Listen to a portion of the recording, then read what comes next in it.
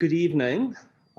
It gives me great pleasure to get the ball rolling on our webinar this evening. I'm David Roxburgh, Chair of the Department of History, Art and Architecture and a Professor of Islamic Art in the department. So it's an exceptional pleasure tonight to introduce Margaret Graves, who is an Associate Professor of Art History at Indiana University. Tonight she'll speak to us on the intellect of the hand, making and thinking the medieval Islamic art of the object. This is a lecture, an annual lecture that's co-sponsored between the Aga Khan Program for Islamic Architecture and the Standing Committee on Medieval Studies at Harvard University. In a few moments, Sean Gilsdorf, lecturer in medieval studies and administrative director of the Committee on Medieval Studies, will introduce Professor Graves. Following Professor Graves' lecture, which is being presented as a webinar, and during which your microphones will be muted, I will field questions from the audience for Professor Graves. And in posing questions, you can either use the raised hand function, which you see on the lower bar of your Zoom screen, or you can type your questions into the chat function, and I will work from both raised hands and questions typed into the chat. We plan to conclude the event at 7 p.m. Eastern Standard Time. So I will now turn the mic over to Sean. Thank you.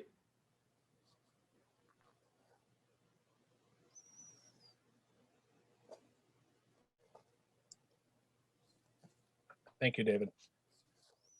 I'd like to join David in welcoming all of you to tonight's lecture, the latest in the ongoing collaboration between the Aga Khan Program and the Standing Committee on Medieval Studies here at Harvard. As David mentioned, my name is Sean Gilsdorf. I'm a lecturer on medieval studies as well as the administrative director for the Standing Committee. And it's a real honor to introduce our guest tonight, Dr. Margaret Graves, and to welcome her, albeit virtually, to campus. Dr. Graves was educated at the University of Edinburgh, where she received her MA in Fine Art, as well as a MSc and PhD in the history of art. After graduating from Edinburgh, she spent 2 years as a research associate with the Aga Khan Trust for Culture, before joining the faculty of the University of Indiana at Bloomington in 2012. She's now an associate professor there in the Department of Art History and is affiliated with Indiana's Department of Middle Eastern Languages and Cultures, its Medieval Institute, and its programs in Islamic and African studies. As this long list of institutional associations and commitments suggests, Professor Graves is a teacher and scholar with wide-ranging interests and skills. In addition to her critical work on the historiography of Islamic and Mediterranean art and book history, she's published extensively on the material culture and architecture of the medieval and early modern Mediterranean world, with a particular focus on ceramic production and ornamentation. These interests converge in Professor Graves' prize-winning monograph, Arts of Illusion, Object, Ornament, and Architecture in Medieval Islam, an interdisciplinary tour de force that reveals the rich interconnectedness of the plastic arts, architecture, and poetics in the medieval Islamic world, and that beautifully argues for the fundamental role of material culture studies within Islamic studies as a whole. These concerns equally inform tonight's talk, The Intellect of the Hand, Making and Thinking the Islamic Art of the Object.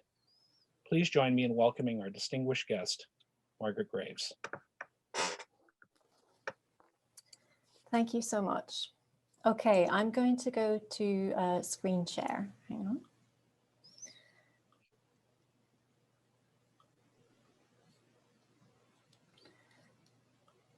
And let's start at the beginning here.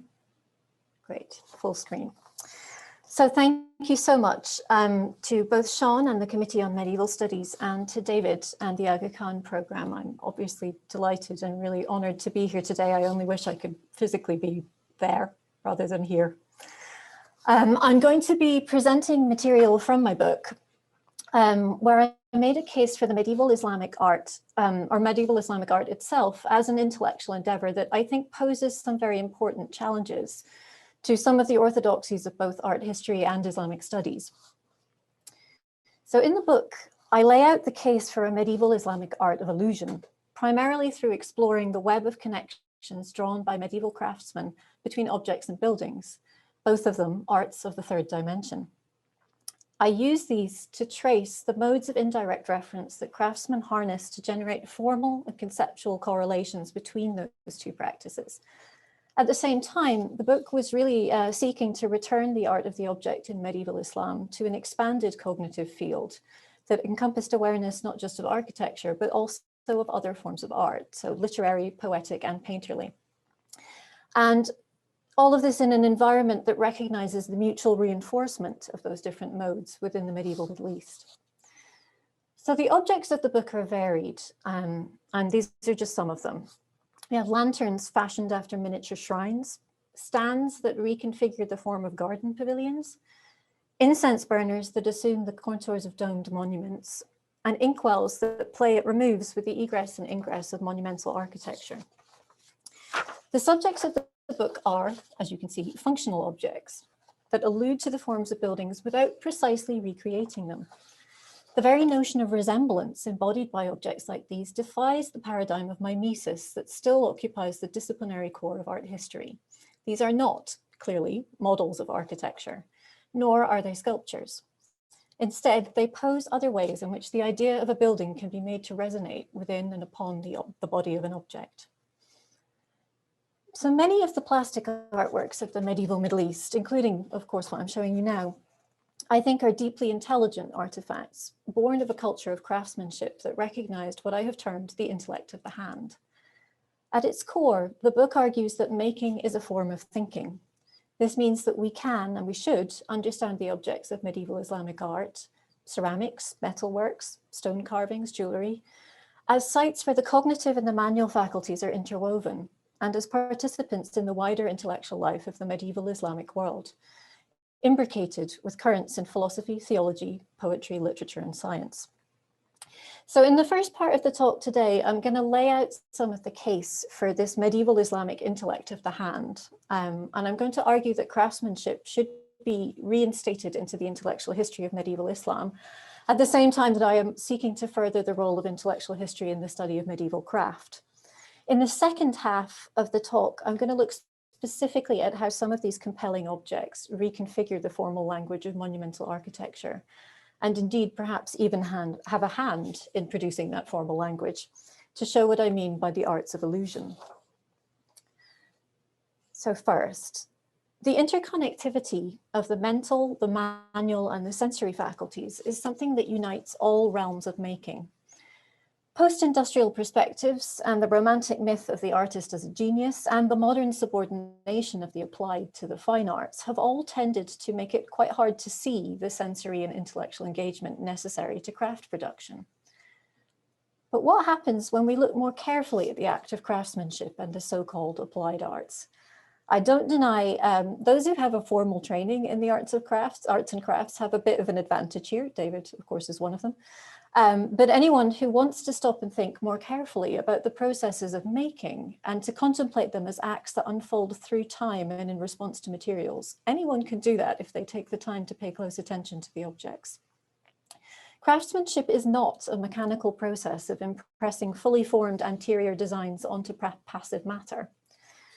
The manipulation of substance and the creation of new forms requires not only learned sensitivity and responsiveness to materials, but it also obliges the maker to undertake a sequence of decisions that only ends when the object is deemed complete.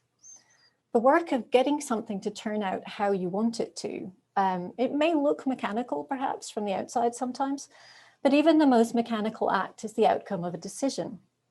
Choice of tools, number of strikes, space between components, and knowing when to stop.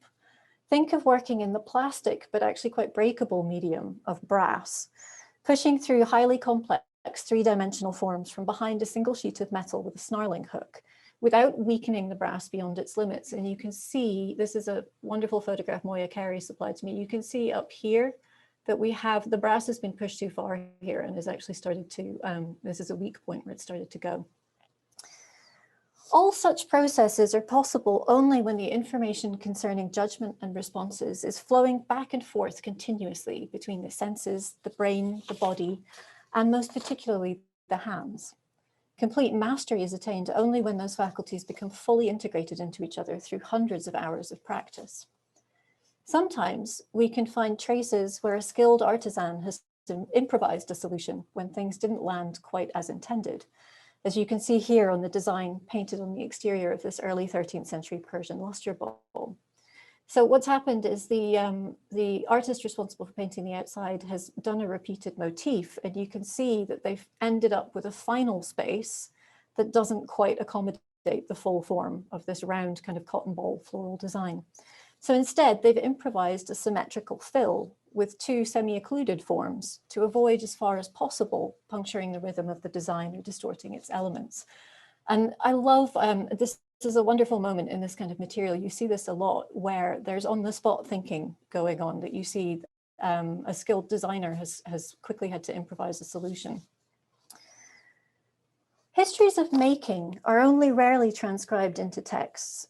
As a result, the greatest mass of evidence for making as thinking comes from the objects themselves. However, the tacit knowledge generated by the intellect of the hand can, I argue, be glimpsed laterally in a great range of texts and should be properly considered to belong within, or at least directly alongside, the documented intellectual environment of the medieval Islamic world. In the book, I argue the case for a thinking hand through discussions of and allusions to craftsmanship that appear in a range of medieval sources in Arabic and Persian. Most of these date from the 10th to the 12th century, an era of intense and expansive intellectual activity in the Islamic world. I'll discuss only a tiny handful of examples here, because I don't want the objects to get completely crowded out of this talk. But these are just samples from a much larger body of potential evidence. So one text I work on at length, work with at length in the book, is the epistles of the Ikhwan al-Safa, or the Brethren of Purity. Their compendium, so for those of you who don't know it, this is IU's copy of the standard Arabic edition, which has been sitting in my office for several years now. It's about 2,000 pages in the Arabic edition. And for several years now, Nader al-Bizri has been doing a wonderful translation series of this through the Ismaili Institute. So that keeps coming out. So we have these really nice critical editions and translations coming out as well. This compendium includes one of the most extended and explicit engagements with craftsmanship to survive from the medieval Arabic-speaking world, and the Ikhwan explore the act of making across several registers. Making is considered in the epistles as process, as metaphor, and as social desideratum. The authors of the epistles, they haven't been identified with absolute certainty, and I'm not going to get into the debates about their identity, which is a huge kind of area of academia.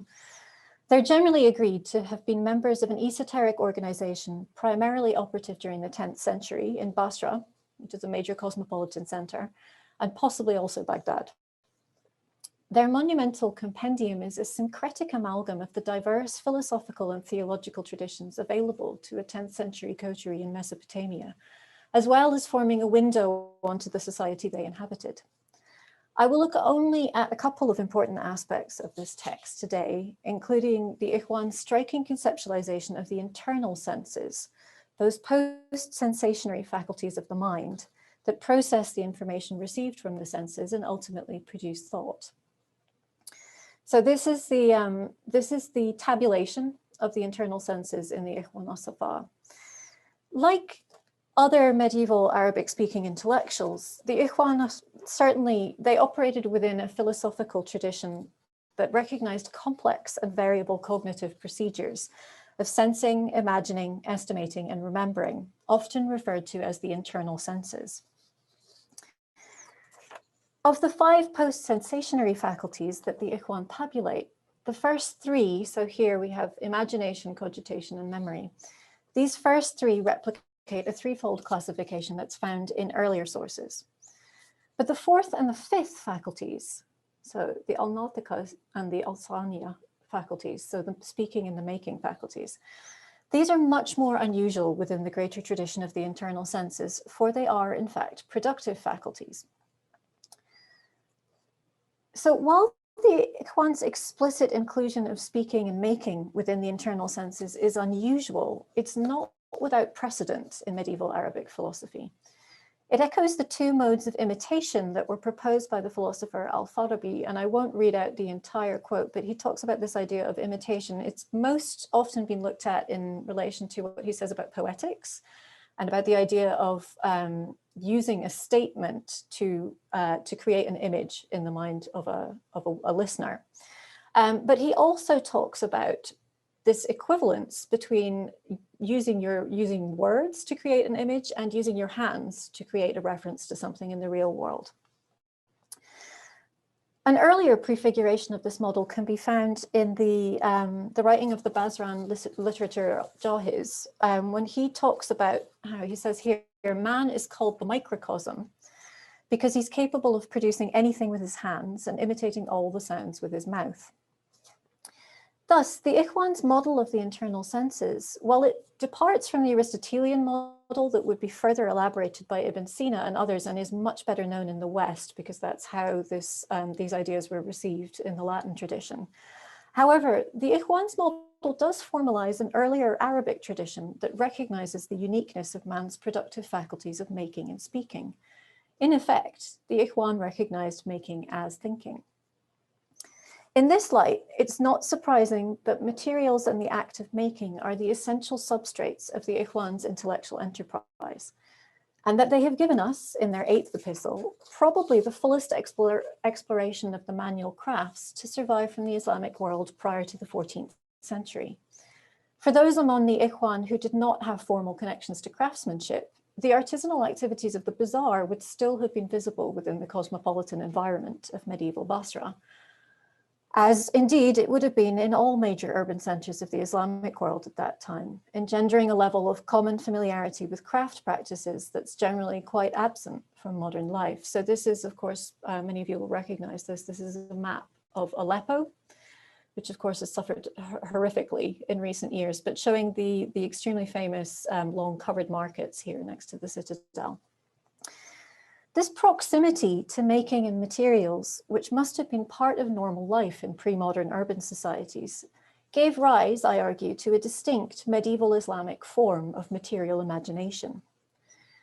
To illustrate what I mean by a material imagination, we can use a short comment from the Ikhwan's 8th epistle, which is on crafts, where they discuss astrolabes and other scientific instruments such as celestial globes. These are recognized in the text as an art that takes its eminence from the level of skill it requires, rather than the value of the materials involved. Indeed, the skill of the astrolabe maker is reckoned, as you can see, is reckoned by the Ikhwan in explicitly economic terms that underscore the text's overarching concern with distinguishing form from matter in concrete as well as in philosophical terms. At the same time, the Ikhwan's example of the skilled astrolabe maker prefigures the economic theory of labor as a source of value that would later be expounded in the much more famous Muqaddamah of Ibn Khaldun. So their quote, of course, they say, a piece of bronze worth 5 dirhams when made into an astrolabe is worth 100 dirhams. This price is not for the material, but for the form into which it has been made. The goldsmith and the minter, it is noted by the Ikhwan, do not add the same degree of value to their material.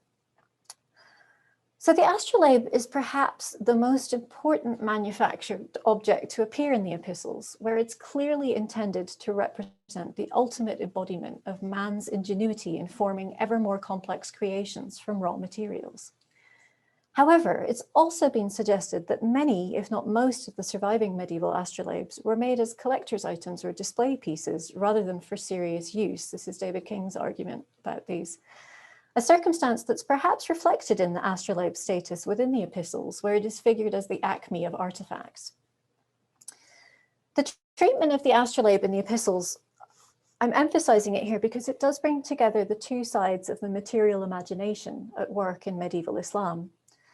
On the one hand, the astrolabe is figured as a supremely differentiated artifact that embodies the divine metaphysical order of craftsmanship and matter emanating from the wise artisan, i.e. the creator god. So the Ikhwan al-Safa, the whole text is really steeped in Neoplatonic principles. There is a lot of stuff about emanation and microcosm and macrocosm and this idea that everything emanates ultimately from the wise artisan. I don't think we should just read that as, or we should leave that at just being understood as Neoplatonic, because I think there is actually a very strong interest in the materials of craftsmanship evident throughout the text. On the other hand, as well, the astrolabe, on the one hand, it's this symbolic object kind of standing in for this order of emanation. But on the other hand, it's also a resolutely material object formed by bronze, from bronze, by an ingenious craftsman and produced within a labor economy. Neither of these aspects cancels the other out, and their coexistence in the text is symptomatic of more widespread habits of thought, certainly not unique to the Ikhwan, that permit the material and the metaphysical to coexist comfortably and indeed to reinforce each other.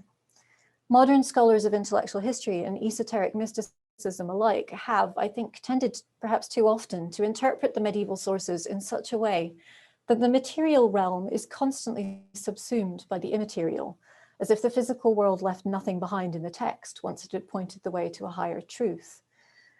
But in reality, all such images, all of these things that use images or that expound complex ideas through analogy, from the Ikhwan's example of the astrolabe to the very widespread conceptualization of mind as a wax tablet into which impressions are made, like seal stamps.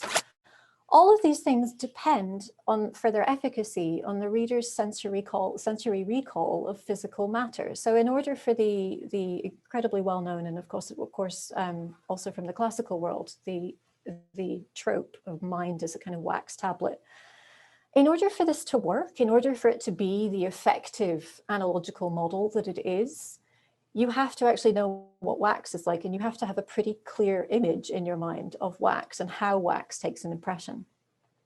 So the astrolabe or the wax remain present in the text and in the reader's mind, even when all metaphysical readings have been fully expounded. Now, this material imagination works on many levels, and it can be traced across a very diverse range of textual sources. There are, of course, many venerable and fascinating tropes in medieval Islam that focus on the materials of the craftsman. In particular, and I'll just go through today, metals and clay. So the Quranic description of David and Solomon's miraculous metalworking and the commentaries on it speak of not just of the idea of metalworking as a kind of sort of divine transformation of materials, but they also speak of an attention to the protean nature of metals during the processes of founding and forging. The changing states of metal, from solid ore to molten liquid, from cast solid to hammered sheet, and stretched wire, lend themselves to allegorical and even mystical interpretations. But again, I would argue the efficacy of these images relies on direct knowledge of the material and its behavior in different states. For example, the recurring image of fine metal casting that appears over and over again in medieval Arabic and Persian texts as a metaphor for the creation of poetry, this should be understood not as an empty cliche, but instead as a figure with very precise powers of illustration in the minds of listeners. Goldsmithing was traditionally one of the crafts located in the very heart of the bazaar. Its processes likely at least semi-visible to medieval urbanites. And I think a piece like this stone mold, particularly where you have the inlet spaces here, it's very helpful to look at these and to think again about what these metaphors, and that metaphor of poetry, the craft of poetry as being like casting metal or casting gold, incredibly widespread. But when you see an object like this, it starts to, the immediacy of it comes back. You start to have a better understanding, I think, of what that kind of miraculous transformation actually means when it works in an analogical way. So in this light, an artifact like this amazing armlet in the Met, which actually has a partner in the Freer Gallery, this piece is worked in filigree, granulation, and beaten and twisted gold. It becomes, when we think in terms of these processes, it becomes an intricate embodiment of the fluctuating processes of transformation in the goldsmith's workshop. It signaled the varied technologies and techniques required to hammer the metal into sheets. You can see this is like a tube of twisted metal here, that's sheet work, to hammer the metal into sheets, to twist it into wire, and to solder those minuscule granules of gold onto the object here. This piece also reveals on the reverse of the hemispheres that flank the clasp a surprising further exploitation of the malleability of the metal. The base of each bears a flat disc of gold pounced over a coin, retaining the impressed memory of a vanished object. Now, the other great material in the Quranic tradition is clay, and it's well known that clay holds a very special place in the Quranic tradition. At several points in the Quran, it's written that the first man was created when God shaped the human form from clay and breathed life into it. While the belief in an artisan creator is obviously shared with the other Abrahamic faiths, as well as other belief systems too, the Quranic paradigm is striking in that it favors the plastic immediacy of clay over the dust of the earth described in Genesis. And I would draw your attention here too to the number of different terms that are used for different types of clay and the extremely interesting attention that's getting paid here to different states of clay as well. This differentiation, and this comes up in the Quranic text and then of course comes up in the commentary tradition too, it's somewhat enigmatic, but it does signal a tradition of really closely observing this most elemental form of artisanal substrate and an awareness of the necessity for its correct preparation prior to the acts of making, molding, and firing. So one of the ones I really like Ahmed Ali's translation here, this is clay dried tinkling hard like earthenware. There's an implication of sound in salsal. So this idea that it's clay that is on its way, it's clay that's on its way to being used by the potter or to completion through pottery. The distinguishing quality of clay in these textile traditions is, of course, its plasticity and particularly its retention of direct impress. This is the amazing thing about clay. Of course, unlike metals, which you have to behave, they behave differently, you have to treat them differently. Clay is more receptive than almost anything in the world to the immediacy of touch. It responds immediately to it. So you get in it sometimes an immediate and direct record of the actions of craftsmen, both divine and earthly. Turning over an object to find traces left by fingers that once pressed damp clay into a mold brings invisible and long dead craftsmen into really startling proximity. As you can see on this lamp over here from late antique or early Islamic Mediterranean, you can see fingerprints all over it. So the actual fingerprints of the person who worked this have been left behind. There is something really arresting about seeing a fingerprint in clay and understanding the relationship between yourself, the object, and someone who made it hundreds and hundreds of years ago.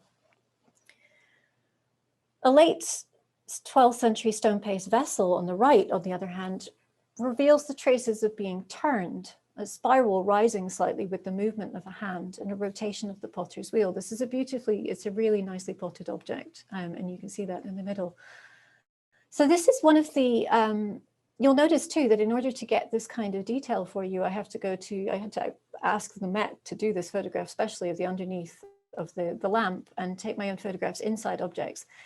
I think this is one of the things that our students often, are lacking. And one of the wonderful things about being able to teach with collections is these are the sides that don't usually get illustrated in art history books, but these are often the sides where things are really interesting in terms of process. When Ghazali praises God, who created man from sticky clay and fashioned mankind's appearance in the best of molds, the analogy with potter's practice and the very widespread creation of molded wares from fired earthenware matrices is drawn even closer. Some matrices were made by carving directly into earthenware, others, as here, by casting a mold from a model to create a negative of the desired design. Others were clearly created through the use of stamps or punches, and you can see, so this is a stamp and the impression taken from it. Over here, this is quite an amazing jar we have in the Ashkenazi Museum here. I'm still baffled by how it survived in one piece. But you can see the repeated designs on here. There's a mother and baby, it looks like a quail, some kind of game bird, and repeated designs of birds here. These have all clearly been done with a repeating stamp around the edge. So this is a kind of visual lexicon that must have been so present and so much around those who were writing these medieval texts. Unglazed and molded ware makes up a big part of the medieval Islamic ceramic corpus, and it must have been in very wide use. But because early scholars and collectors focused their attentions on glazed wares, it's only fairly recently that unglazed molded wares have come to be the focus of serious art historical study.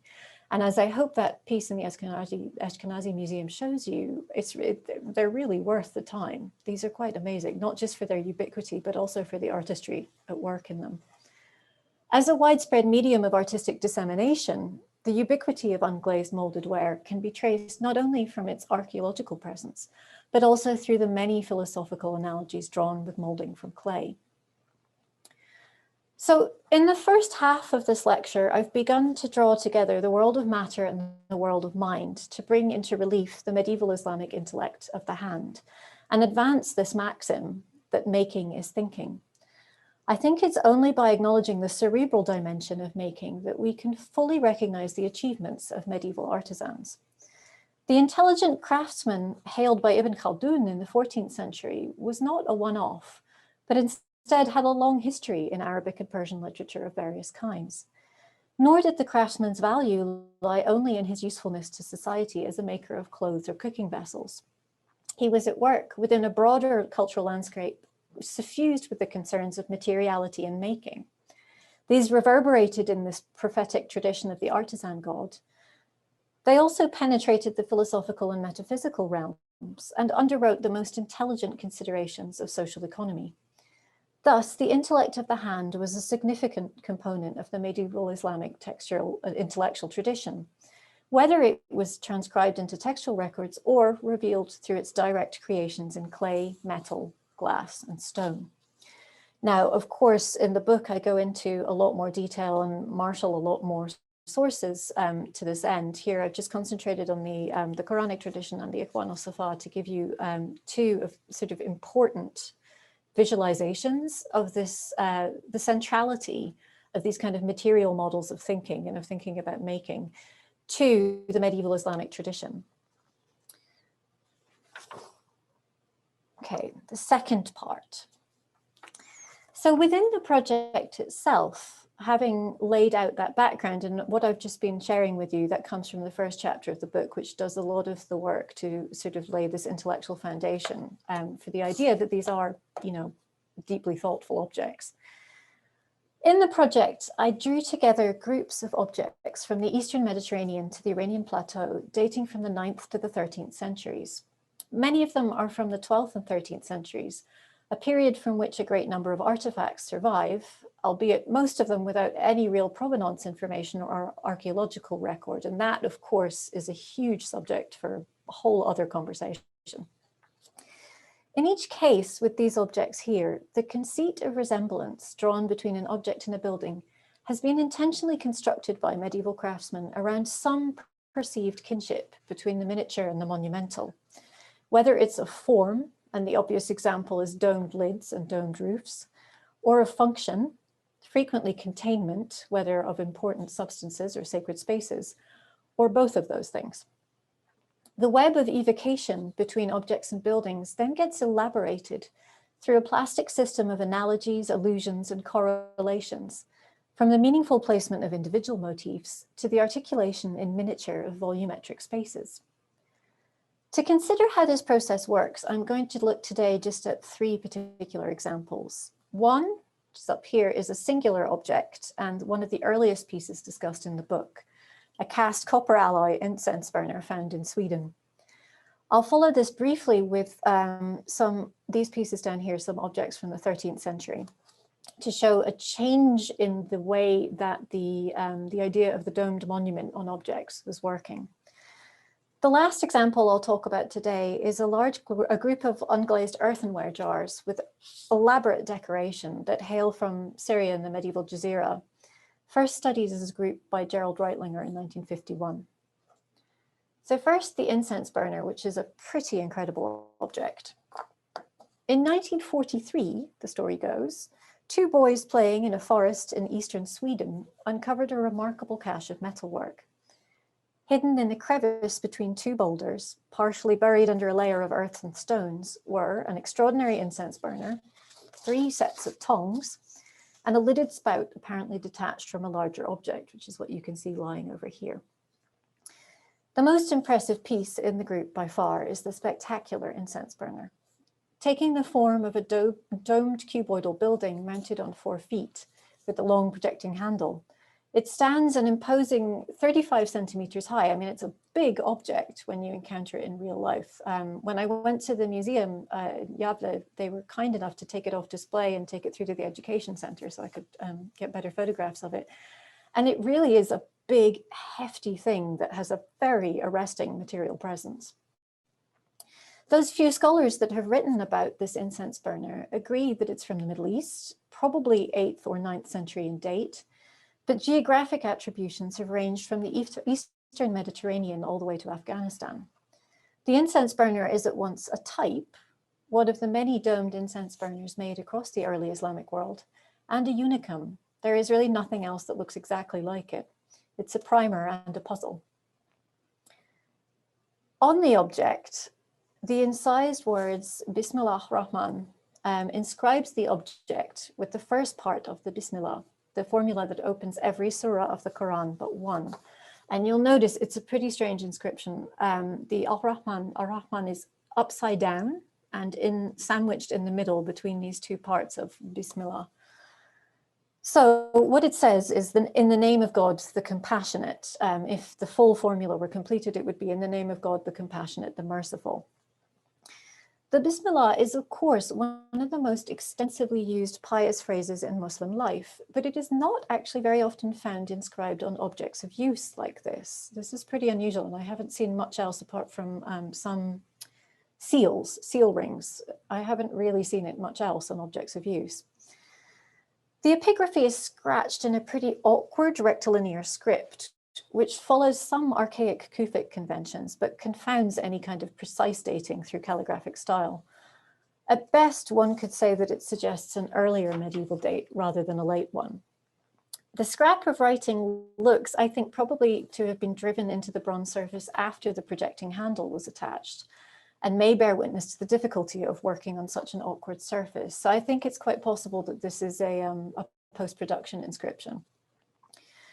As Arne, the scholar T.J. Arne was the first to publish this, as he and others have already noted, the censor's discovery near the Swedish coast surely indicates that it's one of a sizable group of objects brought to Scandinavia during the Viking Age through trade connections with the Islamic world. I suggested in my book that the incense burners should probably be attributed to the Eastern Mediterranean or no further east than Mesopotamia, rather than Khorasan, as has been suggested by some other scholars. I won't repeat those arguments in detail here, but I'm obviously happy to talk more about it. I'm showing you a close view. One of the wonderful things about actually getting to see this object in the flesh was really being able to appreciate the skill of the casting. By showing you these close-ups of some of the open work on this amazing object, you can appreciate the skill of this piece of bronze casting. So what we're looking at is something that was cast in 3 major parts. So the lower section, the legs were cast separately and then soldered on. This lower section, which is basically a box. The upper section, which is of course the most complex part, it has the dome on it, and then the handle.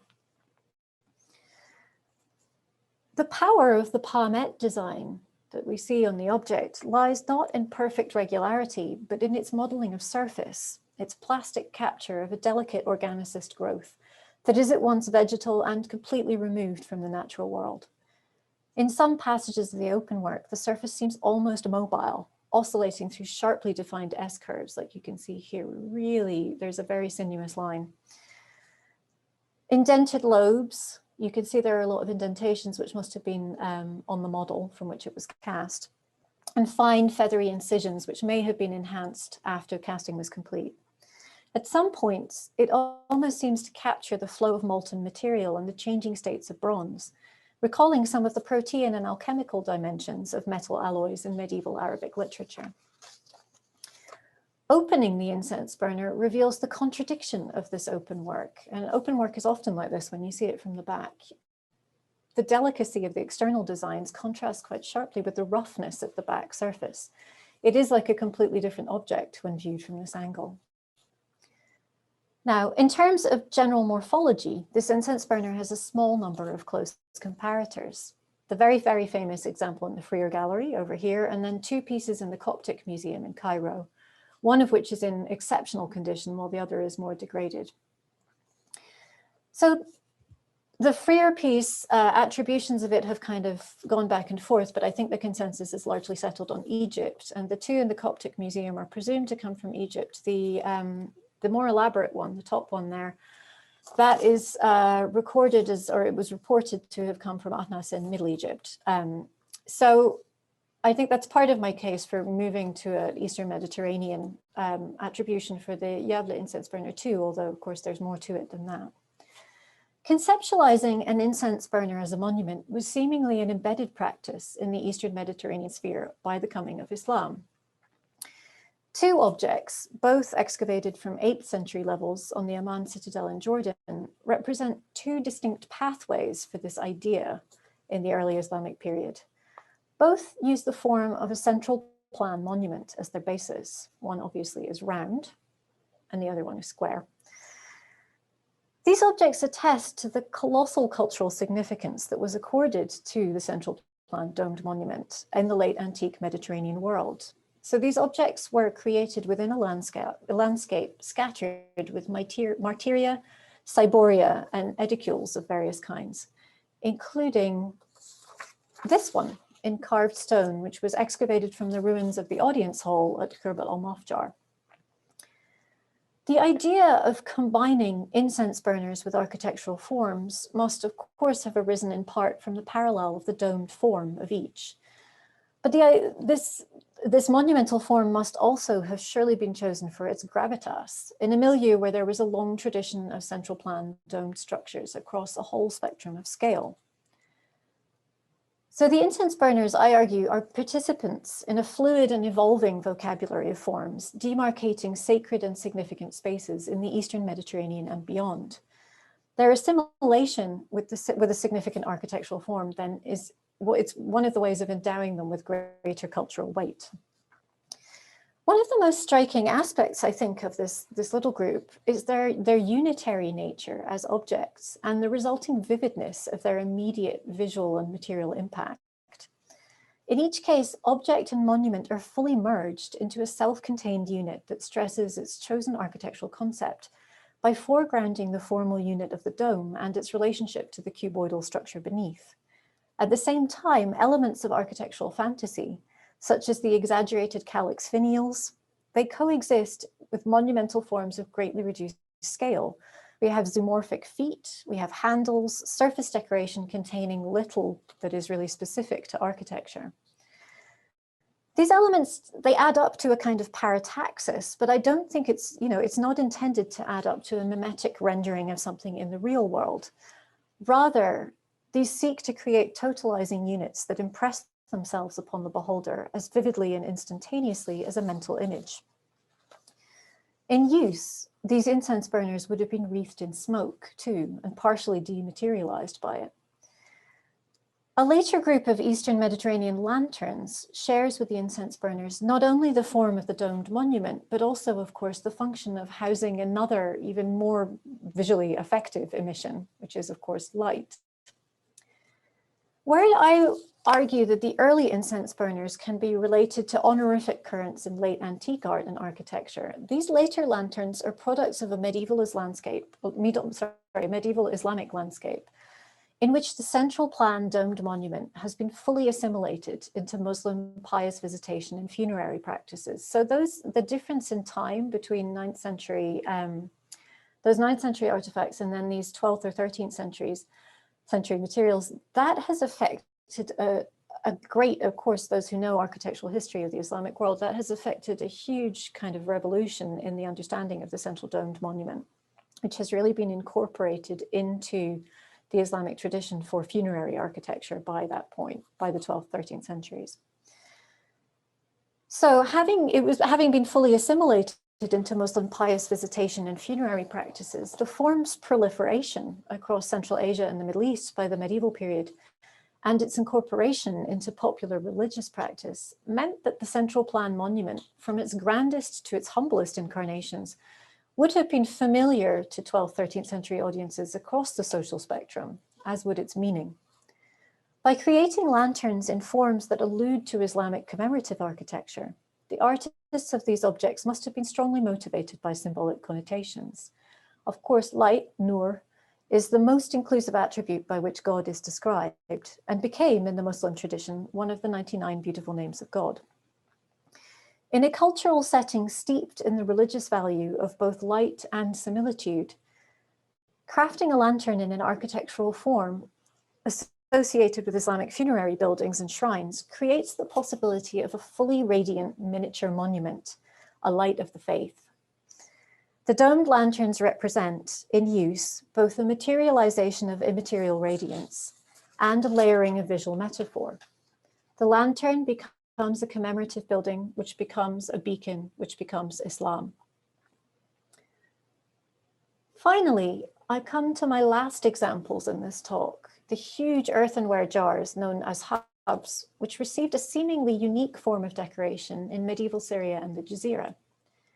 Here, the relationship with architectural form may be less immediately evident, but it reveals itself through close looking. The unusual shape of these jars, of the form, I should say rather, is created by these top parts. What they have is expanded false handles that build a kind of secondary screen around the top part of the vessel. This probably helped in keeping the contents cool.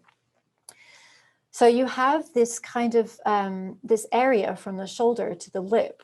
This becomes a series of closed and open spaces primed for play on architectonic recession and projection, ingress and egress.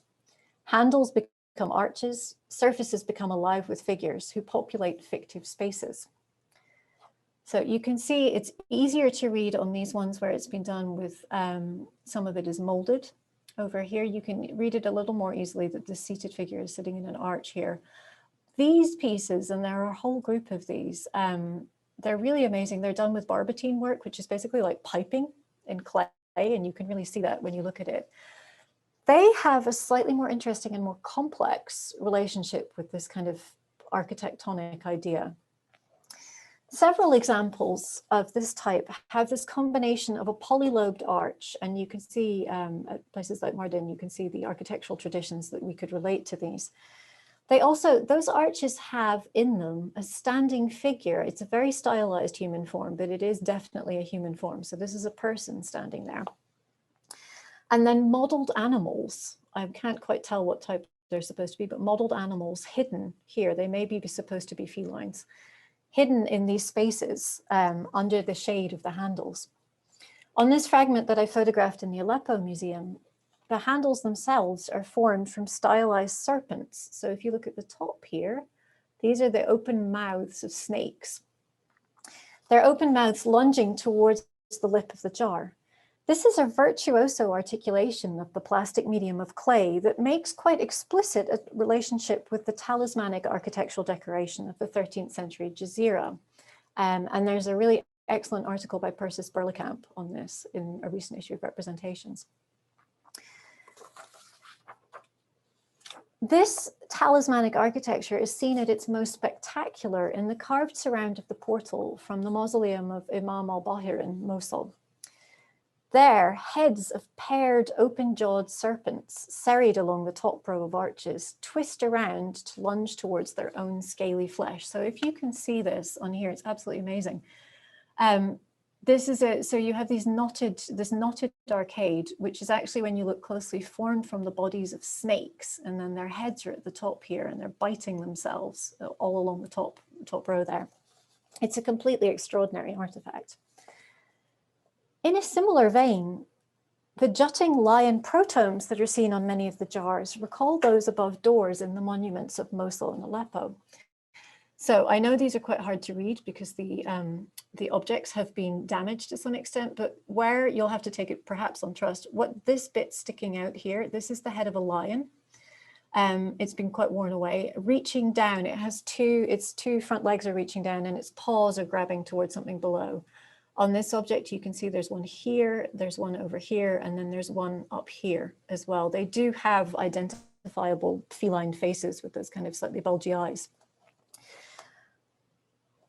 On some of the architectural frameworks, you also have lion protomes. There's one up here, so the head is projecting here. I'm also fairly convinced that this very damaged, this damaged section of the Royal Gate at the Marbella Monastery, there's been speculation about what this was, but I think if we look at it next to the hubs, it's very clear that this must have been a lion originally. It's in exactly the same pose as the ones on the water jars. So reaching down with long front paws to grab the horizontal lintel below. These writhing, grabbing, hissing, growling forces of dragons and lions that were harnessed together to protect the monuments, citadels, and cities of the medieval Jazeera were thus also employed on a smaller scale to protect the contents of water jars. This entails not merely just the sort of like slapping on, it's not just the application of the lion and the serpent, but their three-dimensional integration into the very structure of the vessels that they protect, as is also, of course, the case in the contemporary architectural decoration of the region. Individual motifs here are active agents in the process of constructing architectonic space from ornament. Elsewhere on these jars, the double play of framing as both a division of surface and an allusion to architectural space has been quite consciously exploited, and this is something I talk about at more length in the book across a number of different contexts. But on some examples, including this damaged piece in the Damascus Museum, and I apologize for the terrible mobile phone snap that I have of it. I have, of course, things being as they are in Syria, it's not been possible to get better photography of this. Also, this one in the Baghdad Museum, what you can see in both of them is the figure of a woman. Now, her head has been knocked off here. It's probably been there's probably been some iconoclastic modification of this object because you can see the eyes are gone here. The head's gone, but you can see it very clearly on the Baghdad piece. You have a woman visible from the chest up who's leaning forward with folded arms on the lower side of the frame that confines her, while her headdress projects above over the arch lintel above. Her posture and the extension of her person over the frame turn it into a window from which she gazes out. This is a startling device that endows the figure with a kind of funny animating consciousness of her own position within the larger schema. There is, I think, a degree of wit in this kind of population of the object, especially when you have things of different scales, like these monumental heads lodged alongside each other. And on this one, this wonderful one in Damascus, I'd also point out, look at this, the molded form of the serpent here, which is very, very similar to those that are seen in architectural decoration in the Jazeera. Let us not be tricked, though, into thinking that the plastic arts always followed architecture and not the other way round. The water jars are, I would argue, a case in point. While many of the individual motifs found on the jars have direct parallels in architectural decoration, they do not actually replicate programs of architectural ornament. Rather, it's quite possible that the systems of decoration found on some of the architectural portals of Mosul, such as that three-dimensional knotwork or these projecting beasts, it's possible that they actually derived their individual motifs from the portable arts rather than vice versa. The scale and medium of the jars permitted the creation of a denser and more vibrant interplay between motifs, fields, and spaces than could be attained in the monumental carved stone portals, where the craftsmen were much more restricted in some ways. So we're back again to thinking about the immediacy of clay. Clay is it's a completely different medium for experimenting with form versus carved stone, which of course is much, much, much more difficult and requires much, much, much more careful planning to execute. Let us assume that in medieval Mosul, and likely elsewhere too, buildings and objects were actually in a dialogue of mutual exchange, rather than letting ourselves lapse into the modern assumption that architecture must have always gotten there first. So I've shown you quite a few objects in this lecture, and there are, of course, many, many more that I could have included. If we attend to them carefully, artifacts like these embody some of the core provocations that Islamic art can present to the larger discipline of art history. They represent a world in which the object of use is a superlative art form, and where the intellectual dimension of the crafts reverberates throughout the cultural landscape. They also reveal an artistic system capable of constructing resemblance through other means than straightforward mimesis. And I think this is a very important part of what Islamic art history can contribute to the discipline. While a meaningful relationship exists between these elusive objects and the building types within which they are in dialogue, with which they are in dialogue, that relationship does not eclipse the objects themselves. They don't become primarily representations of specific monuments. They continue to be things that do something and don't disappear behind the architectural image. In the end, I posit in the book that the elusive object reached a peak in the extraordinarily inventive plastic arts of the Islamic world in the 12th and 13th centuries. From the 14th century onwards, in both the Eastern Islamic and the Mediterranean realms, there seems to be less prevailing interest in the plastic poetics and spatial games of illusion that generated these objects. While the phenomenon doesn't completely disappear, there are examples you could point to later on, some of the Mamluk lamps, for instance.